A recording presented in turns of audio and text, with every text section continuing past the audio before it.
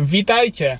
W serii Racjonalny Katolik opowiadałem o znanym apologecie amerykańskim, Gregorym Kouklu, który prowadzi również stronę Stand to Reason, której motto to: wyposażamy chrześcijan w wiedzę, mądrość i charakter.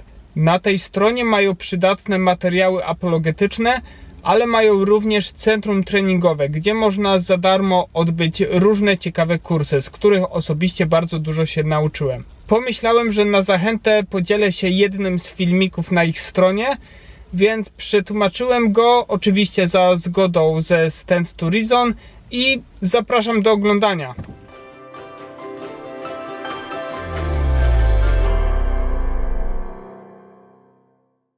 I'd like to tell you a story. It's actually a story that many people are familiar with, but few people understand.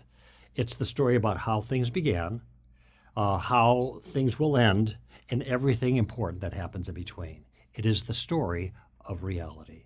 The problem of telling this story, though, is that it's going to be misunderstood, and I'll tell you why. I travel a bit, and I was sitting once next to a stockbroker on an airplane, and he asked me what I did for a living, and I told him I am a writer and a public speaker and a radio talk show host, and I'm hoping he's going to ask me, well, what is it that you write and speak and talk about? Which he did, but I know I'm at a little bit of a crossroads there, because if I tell them what I want to say, that I write about religious issues and speak on Christianity in particular, I know what he's going to be thinking about that statement. He's not going to think that my views about God and religion are false. He wouldn't say that because that would be intolerant. But he doesn't think they're actually true either, not in a deep sense. That religious views aren't true like gravity is true, okay? Rather, religion is kind of a helpful fantasy that makes you feel good about the world and gives you some ethics and gives you some guidance in life, but you don't take it too seriously, okay? And I realize that for people who think of it that way, it's going to be very difficult for me to communicate my own convictions because those aren't my convictions about the story. And if we aren't careful, if I'm not careful in how I characterize this story, I'm going to fall into that trap. So let me ask you a question. It's a rhetorical question. I don't want you to answer it, but I want you to think about it as if you did have to answer it.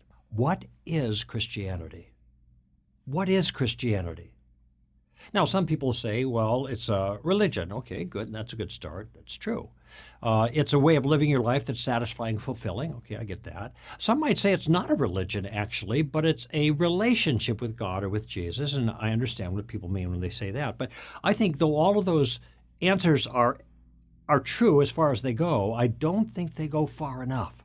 I think the correct answer to the question, what is Christianity, is that Christianity is a picture of reality. It's an account or a depiction or a description of the way the world actually is. It's a view of reality. And of course, that's what we mean when we say worldview. But even that word has gotten a little tired to our ears. What I want people to see is that our characterization in the story of reality is that this is the way the world actually is. So in a way, it's kind of like a puzzle piece. It's a picture that's made of pieces, and the pieces have to fit together in a certain way. And if you work puzzles, you know you've got to have all the right pieces in order to get the picture. And if you're missing pieces, you're not going to get the full picture. If you have pieces from other puzzles mixed in, you're not going to get the right picture, okay? And I think the way that most Christians' puzzle looks is a pile of pieces. Maybe they got some right pieces in there, probably do, but they don't know if they're missing important pieces because they've never put their picture puzzle together to see reality as it really is. And this is what I'd like to do in our time together. I want you to see the big picture of Christianity so that you never get lost in the pieces again. Okay, now I've been talking about Christianity as a picture of reality, but here's another way that I've hinted at. You can also talk about it. Christianity is like a story, and that's actually a good way of talking about it nowadays. Every story has certain parts. It has a beginning that tells you who the main players are. It has a conflict, that is, the story starts, and then something goes wrong. And Most of the story is about that conflict until you have a resolution of the conflict. That's the third part. And then you have kind of an ending that ties it all together and they all live happily ever after.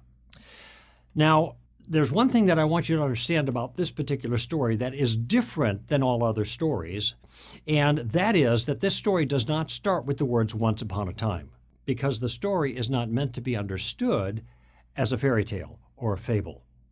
When my daughter was very young, she began reading The Lion, the Witch, and the Wardrobe, and she asked me, Papa, does that story about the lion and the wardrobe and the witch and Lucy and Edmund and the others, is that a true story?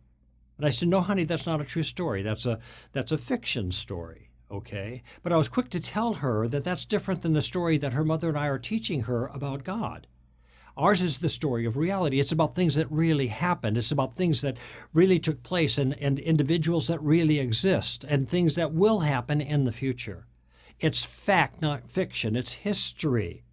And that's really the point I wanted to make with the stockbroker, that he would understand that this is the kind of story that I'm telling. And by the way, when I say that it's a true story, I do not mean that it's true for me. I mean that it's true to reality. Let me explain why understanding the picture, the story, is so important for Christians. Because if you don't understand how it all fits together, you will not be able to deal with the two biggest challenges that Christians face regarding their story. And that is the problem of evil and why Jesus is the only way of salvation. It turns out that when you understand the story, those two issues are connected. One is the answer to the other, okay? And so consequently, the problem of evil is not the problem that people think it is for Christianity. And when you understand the whole story and how it fits together, you will see that. So let me give you the backbone of the story. Let me give you the plot line. Let me give you the events that take place in the story and the order they take place, okay? And I can do that with 5 words. And here are the 5 words: God, man, Jesus, cross, and resurrection. God, man, Jesus, cross, resurrection. So that's the big picture. That's both the plot line and the timeline, okay? And you can see the logical order as a story goes. The story starts with God. He made everything else from nothing else, okay? Then he created human beings to be in friendship with him. And then man got himself in a heap of trouble, didn't he? And so God initiates a rescue plan. And by the way, this is one of the reasons that our story is so different from every other story like this. Because in every other story, man has to rescue himself. Human beings are on their own. In our story, human beings can't do that. They're lost. So God rescues them. And he does that by coming to earth in the person of a human being named Jesus, God, man, Jesus. And the way he lives his life and the way he dies on a cross will determine what happens to everyone in the final resurrection. God, man, Jesus, cross, resurrection. Now, every story has a beginning, and here's how ours begins. In the beginning, God created the heavens and the earth. Now, there's much that we learn about that story right from that one line. Let me point out a few things. First of all, the main character of the story is God. How about that? Not us. Let me say that again. The main character of the story is God, not us. The story is about him. It's not about human beings. He made everything out of nothing, and because he made everything, everything belongs to him, including us. In other words, strictly speaking, we are not our own. We don't own our own bodies. We can't do whatever we want with our bodies if, in fact, we're somewhat like, as C.S. Lewis put it, the tenant and God himself is the landlord. Notice also this. The story has a theme, and it's right there in the first sentence. People have kind of speculated on what the theme of the story might be. I think you can find it right there. In other words, you have a king who creates a domain. So you have a king and his dom, so to speak. You have a kingdom. And I think in that opening sentence, you have the theme of the entire story, God's legitimate authority over everything that is his, which is everything, the kingdom of God. Something else I want you to notice about the story, that the world that God has created includes two different kinds of things. Things that are physical, obviously, but also things that are not physical. God is not physical. Human beings are physical in part, but also have a non-physical part.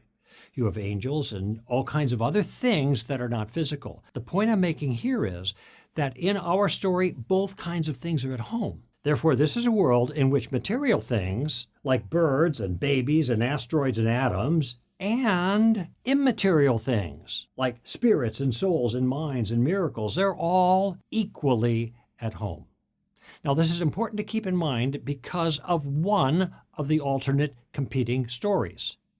One of those stories says that matter is the only thing that exists, that it's molecules all the way down. That story starts in the beginning of the particles, or as one famous person put it, the cosmos is all there is, or ever was, or ever will be. And in that world, there is no God, there are no souls, there are no miracles, there's no heaven, there's no hell.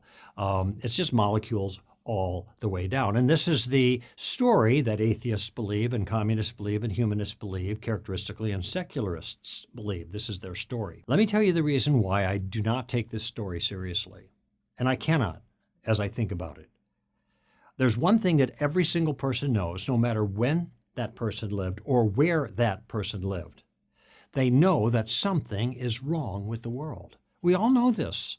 We call it the problem of evil that I referred to earlier. And it's one of the main objections that is raised against God. Okay? Something is wrong with the world. But I want you to think about this for a moment. There can only be a wrong way for the world to be, the way it is now, if there is a right way that it's supposed to be. But there can't be a right way the world is supposed to be unless there's a sposer, to put it simply. There has to be someone who decides the way the world is supposed to be for it not to be that way. But in atheism, what I call matterism, matter is all that exists in motion, materialism, if you will. But on that view, there is no someone saying the way the world is supposed to be. And if there is no way the world's supposed to be, then the world can't be broken or bad. It just is. So in the matteristic or matterism or materialistic atheistic view of the world, there is no way to make sense of the brokenness of the world or the problem of evil. Yet the problem of evil is one of the most obvious things about the world. So therefore, taken as a whole, that story of reality is not adequate, which is why, one of the reasons why I'm not attracted as a thoughtful person to atheism. There's another competing story of reality. Atheism says that only one thing exists, matter. The other competing view is that only one thing exists, and it's mind. And in this case, an individual mind that pervades everything, okay? You might call it mindism as opposed to matterism, or monism is the standard word because it means that only one thing is real, and that is God. And this is characteristic of Eastern religions, and it's why people say that everything is God. And what they really mean when you look closely at the idea is not that everything actually is God in a meaningful sense, but that everything that we see is not real, and the only thing that is real is God. This is all an illusion called Maya. The only thing that is real is a unified God, monism, all right? And so you have two alternative stories of reality, one that everything is matter and no mind, and the other one that everything is mind and no matter.